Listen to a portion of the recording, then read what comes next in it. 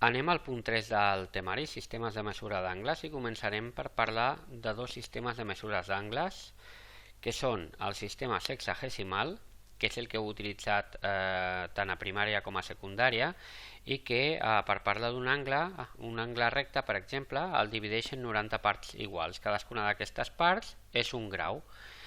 Cada grau es pot dividir en 60 minuts i cada minut es pot dividir en 60 segons.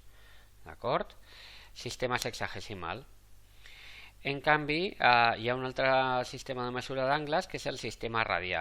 El sistema radià el que fa és, quan tenim un angle qualsevol, és dividir la longitud de l'arc del nostre angle entre el radi de la circunferència que conté el nostre angle.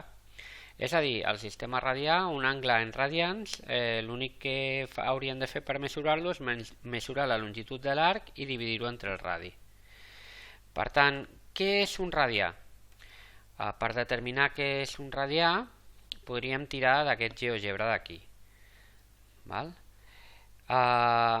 Fixeu-vos que aquí tinc una circunferència amb un radi. Llavors el que faig és traslladar aquest radi, aquí el teniu, l'he traslladat a la part dreta de la imatge, aquí tenim el radi, i ara aquest radi el que fem és fer-lo caure al voltant de l'arc de la nostra circunferència. El posem per sobre i ara tancaríem amb el nostre radi. Això d'aquí és un radià perquè aquesta longitud d'aquí, d'aquest arc i el radi són iguals i per tant aquest angle que obtenim seria exactament un radià. Per portar-vos un radià a casa, el que farem serà el següent. Partirem d'una circunferència, mesurarem el radi de la nostra circunferència i de fet el que farem serà tallar tres trossos iguals. El primer tros el posarem com a radi, el segon tros el posarem com a arc de la nostra circunferència i el tercer tros el posarem tancant, de manera que aquesta superfície que queda aquí serà un radià. Quants radians d'aquests caben en 180 graus? Doncs si anéssim posant radians, veuríem que hi caben 3 i una miqueta més, exactament 3,1416, és a dir, pi radians. 180 graus seria el mateix que pi radians. Anem a parlar d'alguns graus passats a alguns graus coneguts i passats a radians. Per exemple, un angle de 90 graus. Un angle de 90 graus seria aquesta situació d'aquí. Nosaltres sabem que la longitud de tota la circunferència, perquè volem calcular la longitud de l'arc respecte al radi, la longitud de tota la circunferència seria 2πr. La longitud d'aquest tros d'aquí seria un quart de 2πr. Per tant, la longitud d'aquest arc seria 2πr partit per 4. Si simplifiquem el 2 i el 4 ens quedaria πr partit per 2.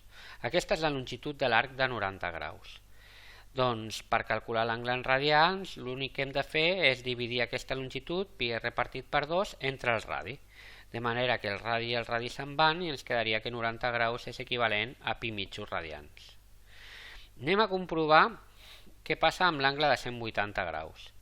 Doncs el mateix.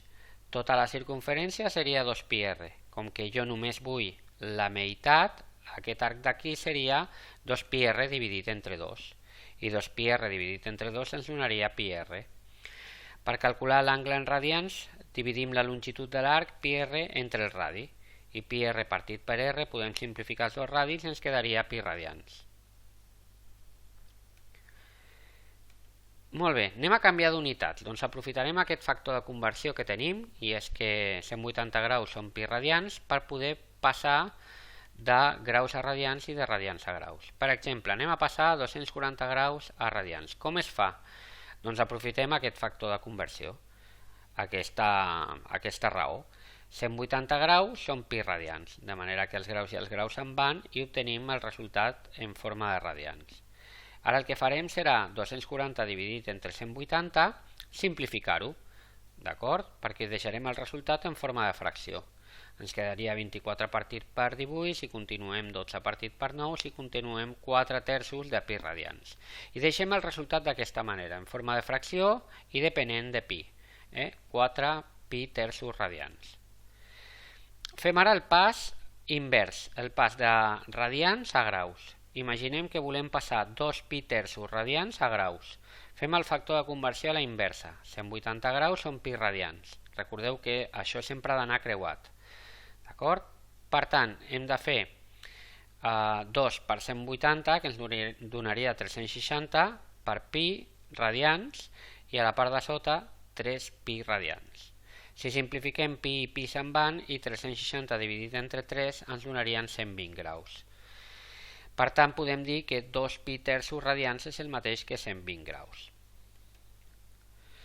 Molt bé, ara anem a canviar una miqueta de tema, anem a representar angles als eixos de coordenades. Per exemple, anem a representar un angle de 240 graus. Ens dibuixem la nostra circunferència, ens dibuixem una miqueta quins serien els angles. Aquest és 0 graus, 90 graus, 180, 270 i 360. I en radians, pi mitjos, ja ho hem vist abans, pi radians, això serien 3 pi mitjos, va de pi mitjos en pi mitjos, i això serien 4 pi mitjos, és a dir, 2 pi radians. Ens demana dibuixar angle de 240 graus, necessitareu un transportador d'angles. Normalment els que teniu arriben fins a 180 graus, per tant haureu de girar, i per arribar a 240 haureu de dibuixar-vos un angle de 60 graus cap a baix. Si ho feu així, ja tindreu el vostre angle de 240 graus dibuixat. Què passa si el que em demanen és que dibuixi un angle de menys 240 graus? Al final tinc dues possibilitats. O agafo el meu transportador d'angles i faig el mateix que abans, fins aquí serien 180 i després 60 més per arribar a menys 240, anant de dreta cap a l'esquerra, o faig 360 menys 240 i em donen 120.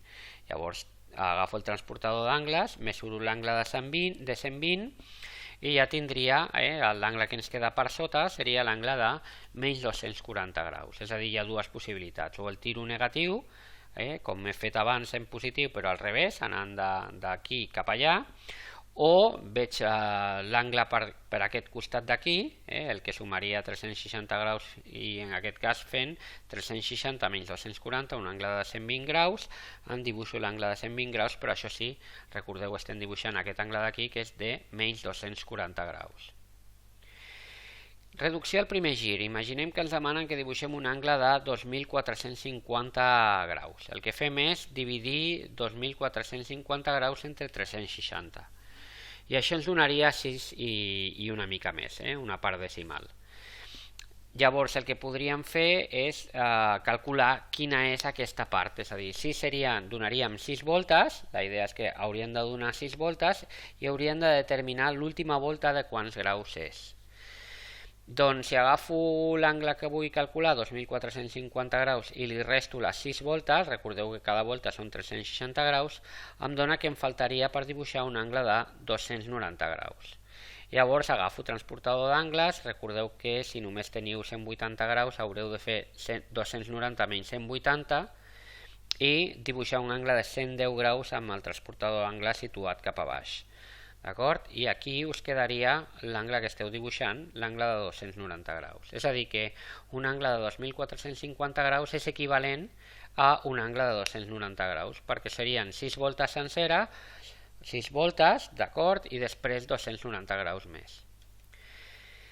Si ho teniu en negatiu, la manera de treballar és la mateixa. Dividim 1.200 menys 1.250 el dividim entre 360 i ens donarà 3 voltes exactes, i si volem calcular el residu, 1.250 menys 3 voltes ens donaria un angle de 170 graus negatius, perquè en realitat aquest valor seria negatiu, menys 1.250, i per tant ens donaria un angle de 170 graus però negatiu. Llavors agafeu transportador d'angles, el situeu a la part de baix, d'acord? El situeu mirant cap avall i us mesureu aquest angle de 170 graus negatius, d'acord? Doncs fins aquí els sistemes de mesura d'angles i com dibuixar angles als eixos de coordenades i a la circunferència, i el proper punt del temari el que farem serà parlar de com dibuixar o què és això de les raons trigonomètriques.